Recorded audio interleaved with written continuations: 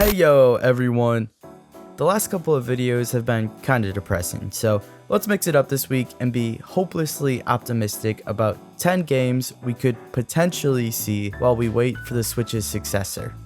Earlier this week, Nintendo announced that they have acquired the studio Shiver, the company that has ported over big games to the Switch like Hogwarts Legacy. And since we're probably not going to be getting too many new titles this year while Nintendo gears up for the next console, I figure we probably will be getting some ports to keep us occupied in the meantime.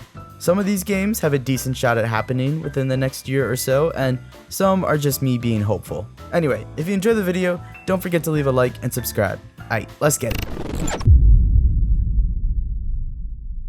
Alrighty, at number 10, let's kick it off with a bang. Metroid Prime 2. Last year, we got Metroid Prime Remastered, and it was f***ing glorious.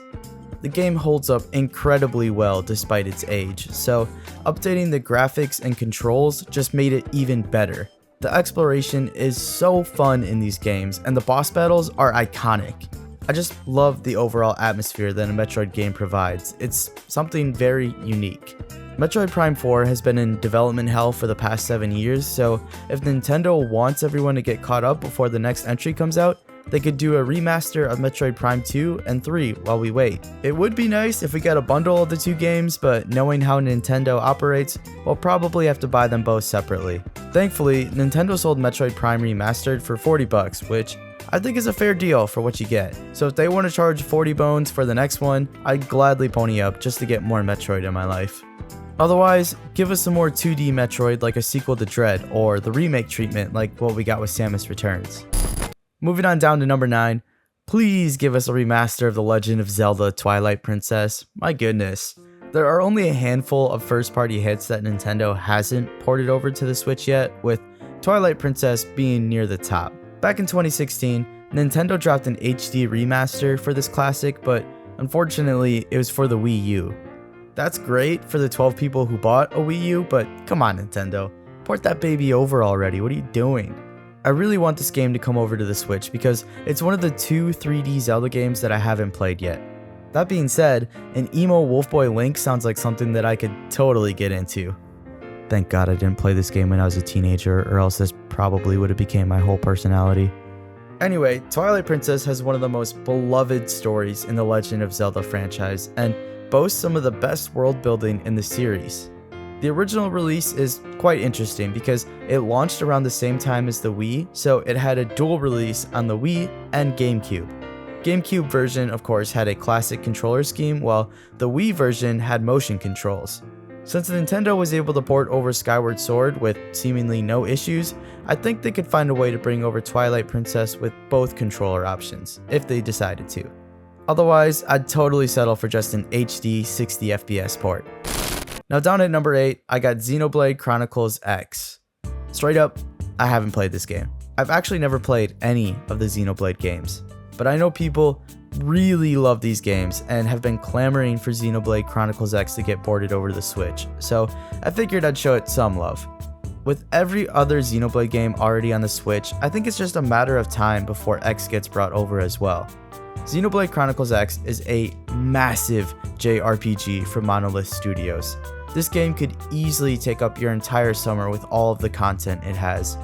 From what I've read online, the game takes place on an alien planet called Mira. Here's what the wiki page says. The story follows a surviving human ship after escaping an alien battle which destroys Earth, with the player character joining the Blade unit to defend the human survivors and uncover Mira's secrets. So if big robots fighting aliens in a massive open world sounds fun to you, keep your eye open for a potential Xenoblade Chronicles export. At number 7, let's show some love to Dishonored. Unfortunately, Arcane Austin was closed recently by Xbox, so the future of the Dishonored franchise is up in the air, but that doesn't mean that the original games aren't still fantastic. Despite the fact that the original Dishonored game came out over 10 years ago, it still holds up really well and I think would be a great fit for the Switch. The game has a ton of gameplay variety with innovative level design and an amazing cast behind the scenes. Dishonored is so cool because it has so many different ways to play the game. Fun fact, actually, The playtesters for the game used the different gameplay mechanics to beat the levels in ways unintended by the developers. But instead of tweaking or removing those mechanics, the devs decided to change the level design so players could have more gameplay choices. Dishonored is honestly one of the best games that has probably ever come out, and its influence is something that we see all the time now in modern games. Since Xbox has been porting over some of their games lately, maybe we can hope to see a Dishonored port on Nintendo's handheld. Like I said, the gameplay still holds up and it looks surprisingly good considering its age. I know the Switch is underpowered, but if it can run ports of Doom Eternal and The Witcher 3, then I think it should be able to handle Dishonored from 2012. Speaking of Xbox, at number 6 I got Fallout New Vegas. I was kind of stuck between Fallout 3 and New Vegas, but since I'm pretty sure a Fallout 3 remake is currently in the works, I figured New Vegas would make more sense to port over to the Switch. I doubt the Switch would get a Fallout 3 remake, so giving them New Vegas is a nice little compromise. Anyway, like I mentioned earlier, Xbox has been sharing its games the past few months, so I don't see why the Fallout franchise can't make the jump over to Nintendo also. Thanks to the show's massive success, the Fallout series is back in the mainstream, and it just makes sense to want to port over one of the most highly regarded games to one of the most popular game consoles of all time. Fallout New Vegas is seen by many as the best game in the series thanks to its insane depth and fantastic storytelling. The world building is top notch here, and I think it would look pretty amazing handheld on the Switch. All I'm saying is, if we can get Skyrim running on here, then we should be able to make New Vegas work. At number 5, I want to talk about Luigi's Mansion. Similar to Xenoblade Chronicles, all of the Luigi's Mansion games will be on the Switch except for one. Luigi's Mansion 3 launched on the Switch, and the second game, Dark Moon, is getting a port later this year, so it just makes sense to bring back the original to the Switch as well. If you've never played these games, then you should give them a shot. They're not the most difficult titles, but they have some fun puzzles and the characters are charming. It's supposed to have some horror elements to it, but it's very Nintendo-fied. I think these games are great for younger kids or people who are newer to gaming in general.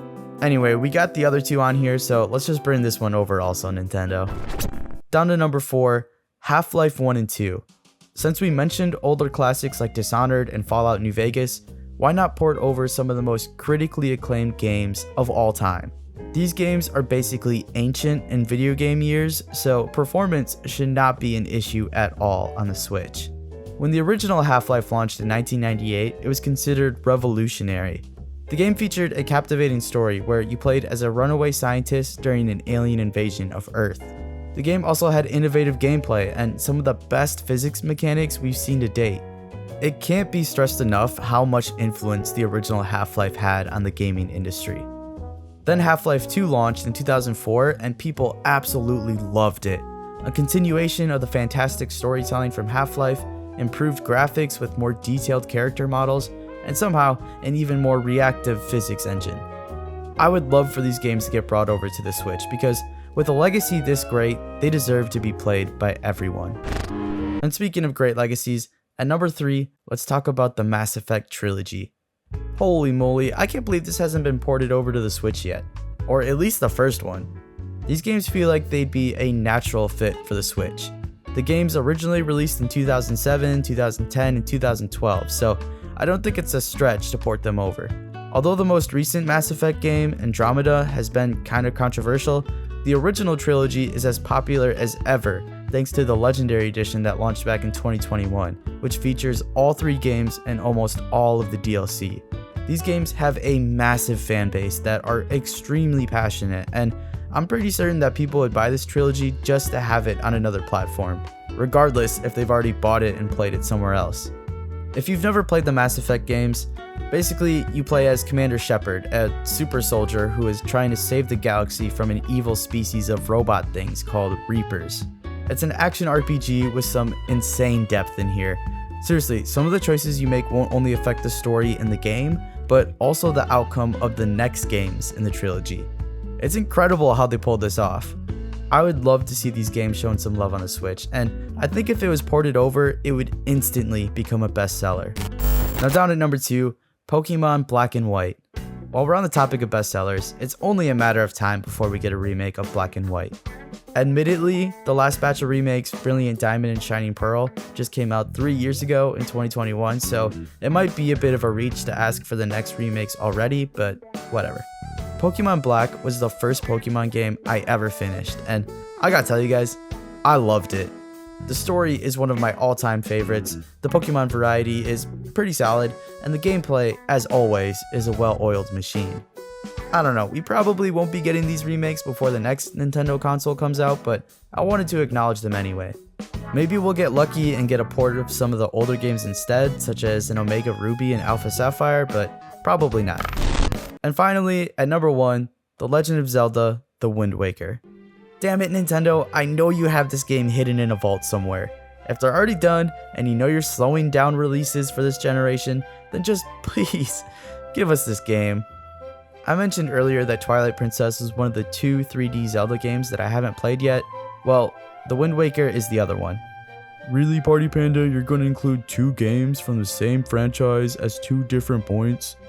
Hell yeah, I am! Each Zelda game is unique and special in its own way, and The Wind Waker is no different. The HD remaster looks amazing. The cel-shaded graphics have only gotten better over time. The dungeons are supposedly some of the best in the series, and the open ocean looks like such a vibe. Just like Twilight Princess, this game had an HD remake for the Wii U, so a lot of the work has already got to be done at this point.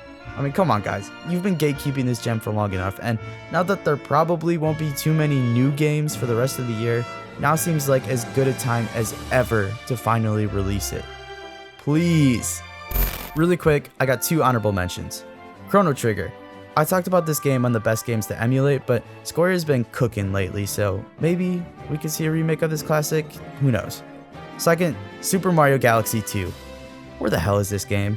How are you gonna release all the 3D Mario games except for this one? We already have Super Mario Galaxy, so just freaking give us this one already. And dude, don't be charging $60 for this. If you're charging $60 for Super Mario 3D All-Stars, then there's no way in hell this standalone game should be $60. Unless you're pulling a 3D World plus Bowser's Fury, in which case I'd happily shuck out 60 big ones. Anyway, that's my list. What do you guys think? What games did I miss? What game would you like to see most on the Switch? What game or games do you think have the best chance of getting a port before the next Nintendo console comes out? Let me know in the comments down below. If you enjoyed the video, don't forget to leave a like and subscribe, it means a lot. I appreciate you guys as always, and I'll catch you in the next one.